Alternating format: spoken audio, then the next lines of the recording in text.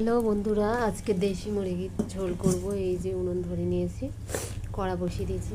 আজকে পর দেশি মুরগি নিয়ে এসেছি। দেশি মুরগি উনুনে কষিয়ে নিয়ে আর প্রেসারে দেবো দিয়ে টাকা আনতে।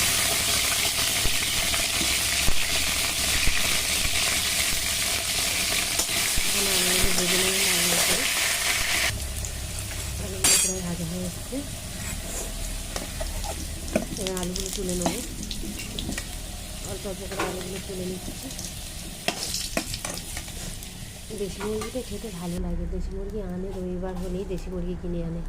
এই যে একটু ফোড়ন দিয়ে দেবো, গোটা জিরে আর কিছু তেজপাতা দিলাম, দিয়ে পেঁয়াজ দিয়ে দেবো। দেশি মুরগির ঝোল হালকা পাতলা করে করলে খুব সুন্দর লাগে। সেরকম করেই বানাবো, কম তেল।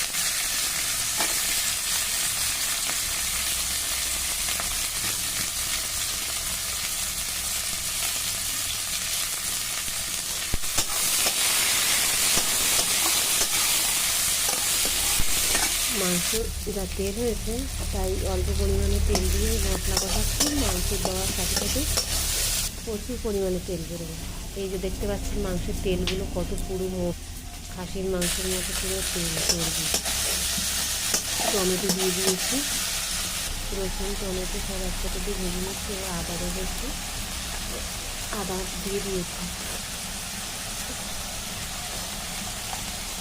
লবণ হলুদ লঙ্কা দিয়ে দেবো, দিয়ে মশলাটা ভালো করে কষিয়ে নেবো। এই যে হলুদ দিয়ে দিলাম, লঙ্কা দিচ্ছি, কাশ্মীরি লঙ্কা দিয়ে দিচ্ছি। দেশি মুরগি যত ঝাল করে ততই টেস্ট হবে। মশলাটা কষানো হয়েছে।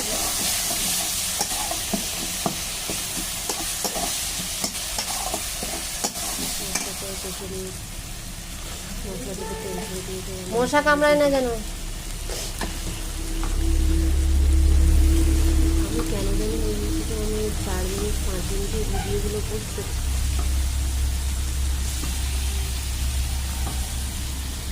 যেমন এই রান্নার ভিডিওটা অনেক বড় হয়েছে, তা অল্প করে দিতে হবে। কারণ আমি কেন নতুন ইউটিউব করছি, তো আমি বুঝতে পারছি না যে ওতে অনেকটা করে ভিডিও আপলোড করা যায় কি, তাই আমি অল্প করে ভিডিও থাকছি। এর মাংসের হাফ রান্নাটা এখানে দেখানো যাবে, আর হাফ রান্নাটা হয়তো কেটে অন্য ভিডিও করতে হবে। এই যে ফ্রাই মশলা এই মশলা করতে হবে। মাংস কষিয়ে নিয়েছি ভালো করে, মাংস কষিয়ে দেবো ভালো করে।